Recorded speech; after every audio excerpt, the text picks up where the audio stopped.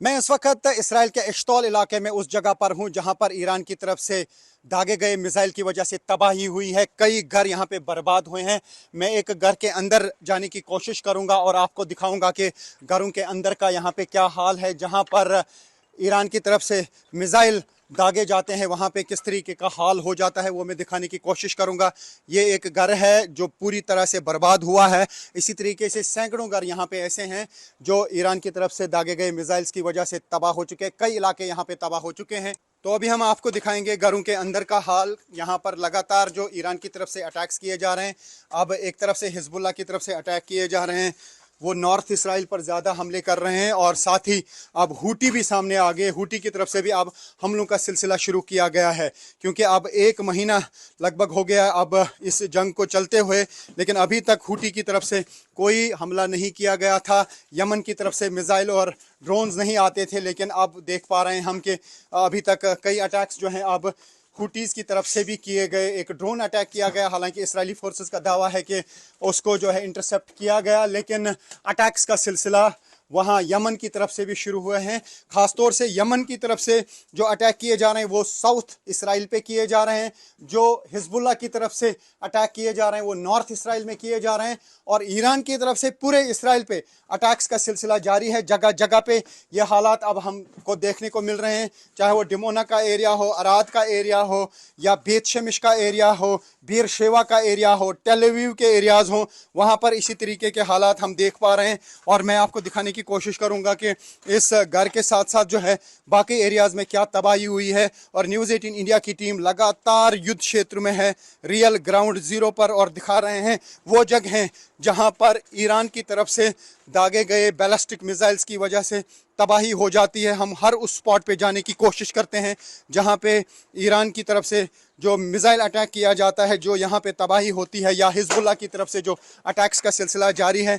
हम कोशिश करते हैं वो सारी जगहें आपको दिखाने की कि क्या हालात हैं यहाँ पे, क्योंकि युद्ध क्षेत्र में हमारी कोशिश यही रहती है कि दर्शकों तक वो बात पहुँचे या वो हालात पहुँचे जो यहाँ के असल हालात हैं। और असल हालात इन्हीं विजुअल्स के ज़रिए आप देख सकते हैं और उनका अंदाज़ा लगा सकते हैं कि यहाँ पे क्या कुछ हो रहा है। मिसाइल अटैक की वजह से घरों की क्या तबाही हो रही है। काफ़ी सारे लोग जो हैं अब इसराइल में भी बेघर हो चुके हैं, ख़ासतौर से वो एरियाज़ जहाँ पे ज़्यादा तबाही हुई है। ये देख सकते हैं आप इस घर का हाल क्या हुआ है। और न्यूज़ 18 इंडिया यहाँ पे लगातार बनी हुई है।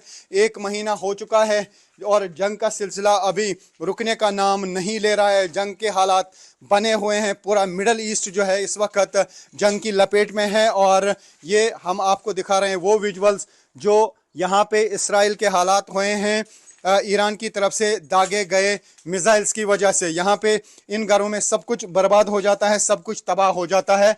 जो ये पिक्चर्स हैं ये उस तबाही के हैं जो ईरान की तरफ से इस इश्तौन एरिया में जो है ये मिसाइल दागा गया है।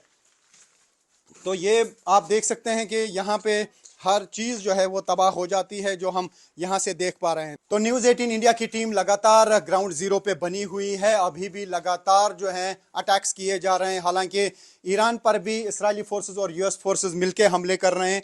और साथ ही लेबनान के अंदर इसराइल की आर्मी साउथ लेबनान के अंदर जा चुकी है। वहाँ पे ग्राउंड ऑपरेशंस चल रहे हैं, लेकिन वहाँ पर भी इजरायली फोर्सेस को नुकसान हुआ है। और साथ ही काफ़ी सारी टैंक्स को उड़ाने का दावा हिजबुल्लाह ने किया है, लेकिन इजरायली फोर्सेस भी लगातार वहाँ लेबनान में हमले कर रहे हैं। वहाँ पर 1200 से ज़्यादा लोगों की मौत हुई है, जबकि इजरायली फोर्सेस का दावा है कि उसमें 800 लोग हिजबुल्लाह के थे। तो फिलहाल इस पूरे क्षेत्र में जो है तनाव बहुत ज़्यादा है, तबाही बहुत ज़्यादा है। और अभी ऐसा लगता है कि जंग बहुत जल्द रुकने वाली नहीं है, क्योंकि जिस तरीके के स्टेटमेंट्स ईरान की तरफ से आ रहे हैं, ऐसा लगता है कि जब तक उनकी कंडीशंस को नहीं माना जाएगा तब तक वो हमलों का सिलसिला नहीं रोकेंगे। और दूसरी तरफ से जो यूएस की तरफ से कई दिनों के लिए एनर्जी सेक्टर को निशाना ना बनाने की बात की गई, लेकिन उसके बावजूद भी इजरायली फोर्सेस और यूएस फोर्सेस ईरान में अटैक्स का सिलसिला जारी रखे हुए हैं। तो ऐसे में ऐसा लगता है कि फ़िलहाल ये युद्ध नहीं रुक सकता है, इसमें काफ़ी टाइम लग सकता है।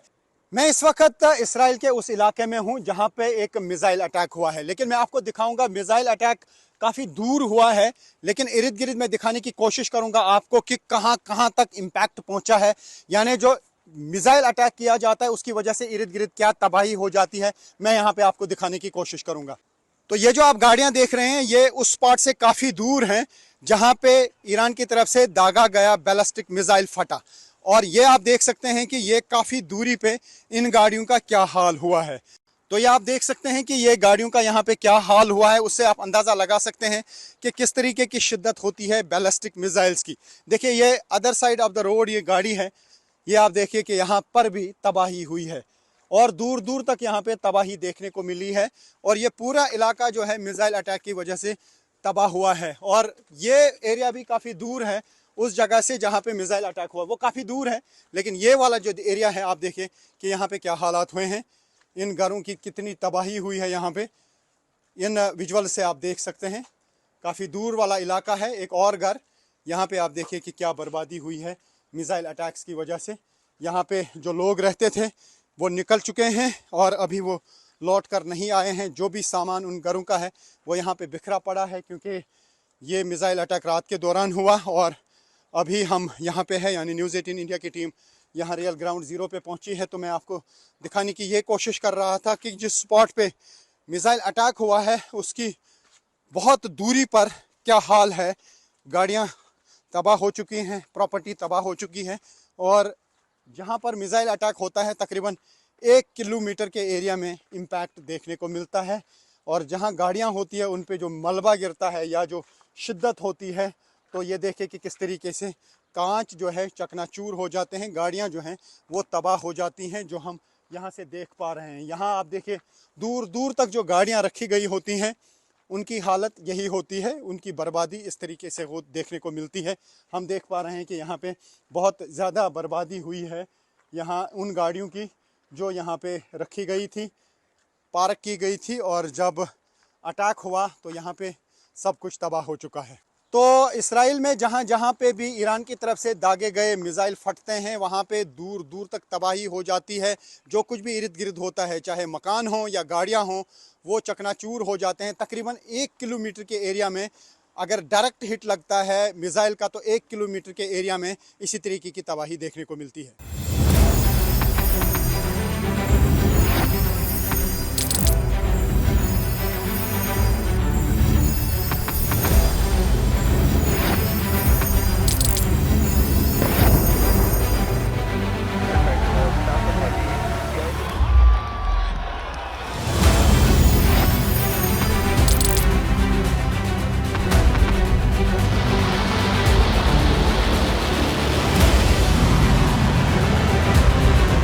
Been fighting so long and so hard that they don't know what the they're doing.